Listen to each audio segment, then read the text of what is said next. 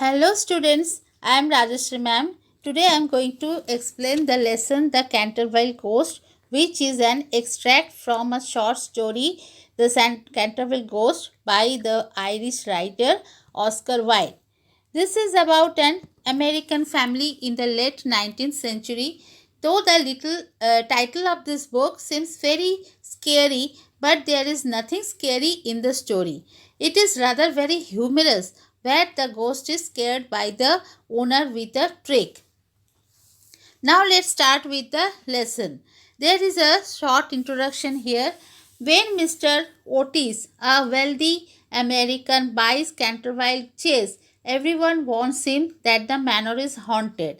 The ghost of Sir Simon de Canterville, an English nobleman who had lived in this manor, does his utmost to frighten the Otis family.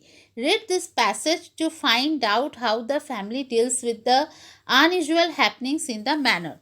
Manor is a estate, landed estate, or with a mansion, very big house, and or a unit of English rural territorial organization in the Middle Ages. So this is a landed estate, the Canterville. The storm raged fiercely all that night, but nothing of particular note occurred. The next morning, however, when they came down to breakfast, they found the terrible stain of blood once again on the floor. In the family was waiting for something supernatural to happen in the night, but they found nothing in the stormy night. But in the next morning, they found blood stains on the floor. I don't think it can be the fault of the Paragon detergent, said Washington Otis, for I have tried it with everything. It must be the ghost.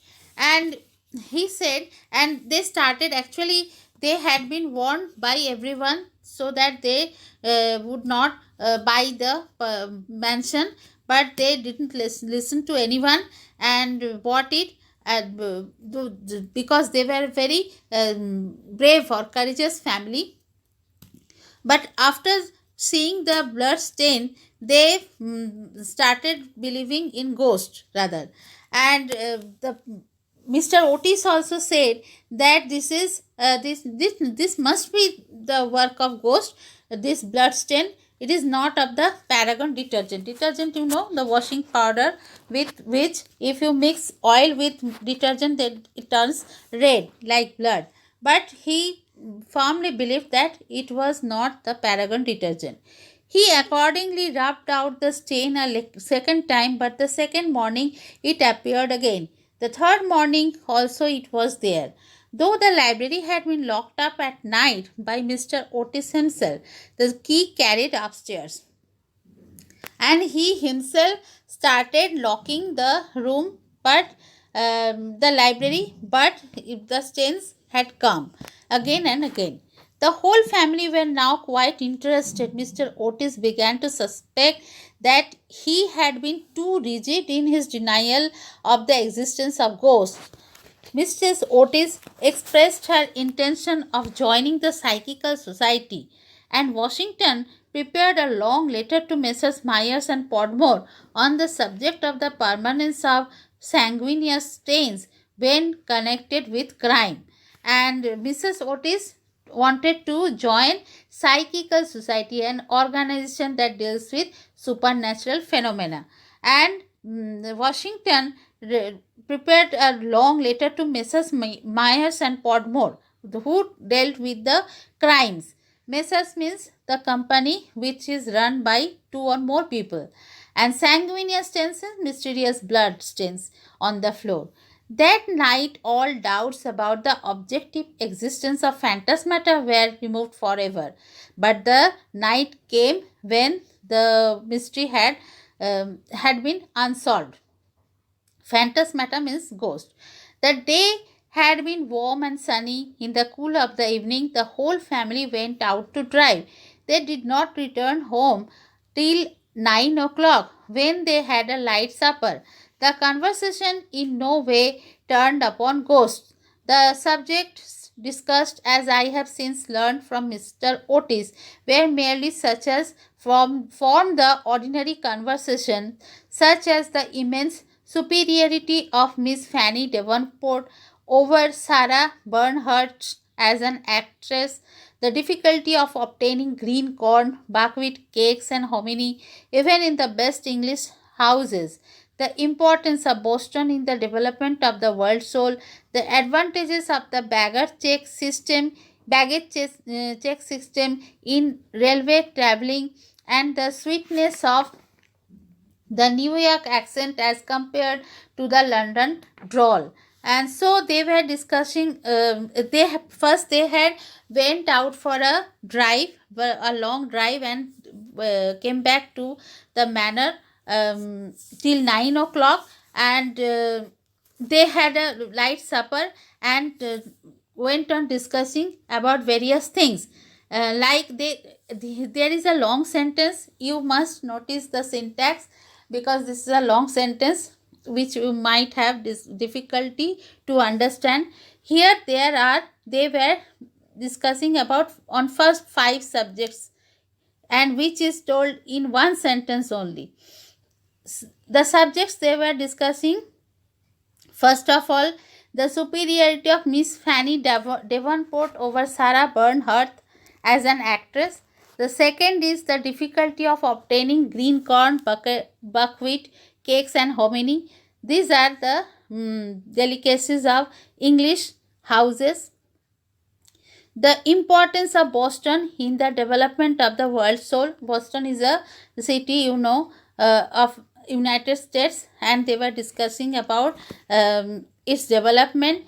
And the fourth topic was the baggage check system in railway traveling. And fifth one is the sweetness of New York accent. They were American, and so they found it sweet.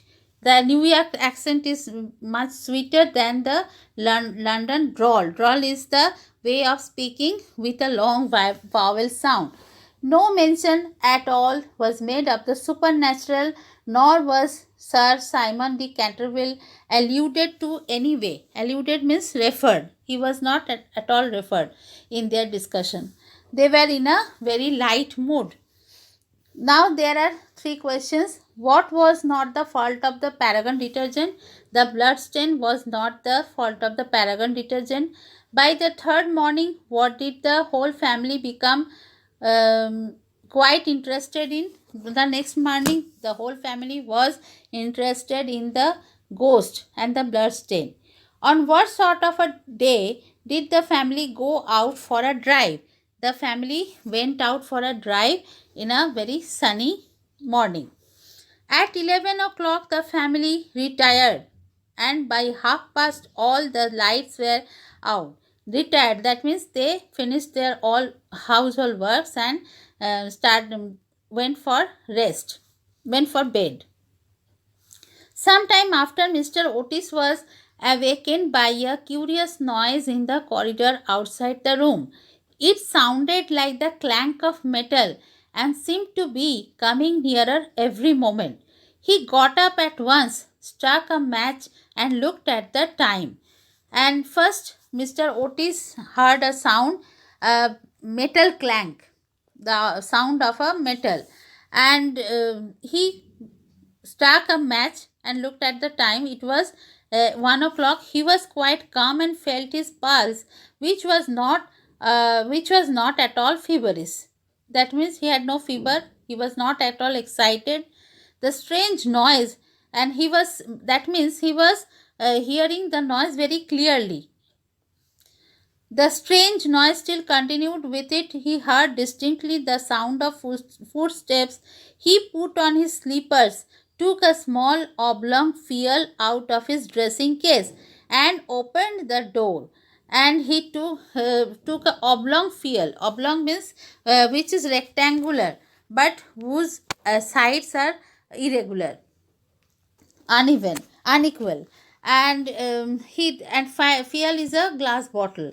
He got a glass bottle, oblong glass bottle, and off his dressing case and opened the door. Right in front of him, he saw in the wan moonlight, that means faint moonlight, he saw an old man of terrible aspects. His eyes were as red burning coals.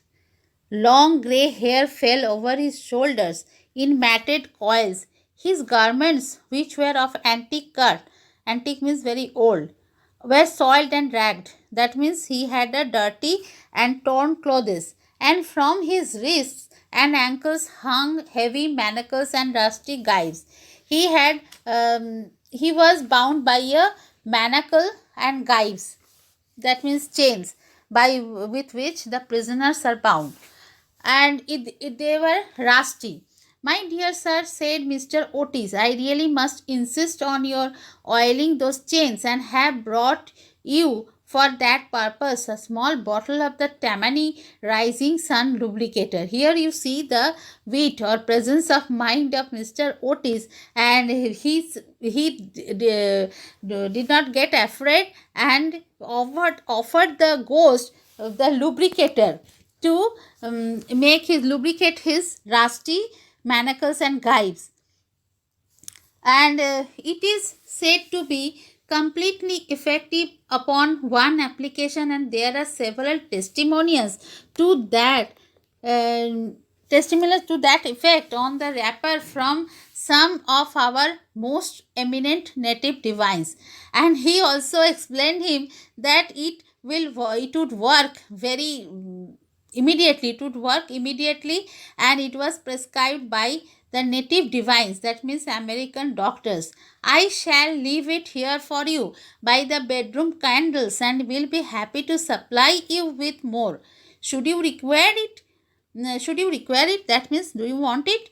With these words, the United States minister laid the bottle down on a marble table, and closing his door, retired to rest. Here are some questions. What made Mr. Otis wake up in the night? Curious sound made Mr. Otis wake up in the night. What did Mr. Otis see when he opened the door? Mr. Otis saw a terrible man in one moonlight when he opened the door. What did Mr. Otis give the ghost? Mr. Otis gave the ghost the Tammany Rising Sun lubricator. So this is the first part of this lesson, which I have explained line by line to you, and I will give you the question and answers in the description part. So keep eye on the description part of my videos. So let's end here, students. Thank you for watching my channel.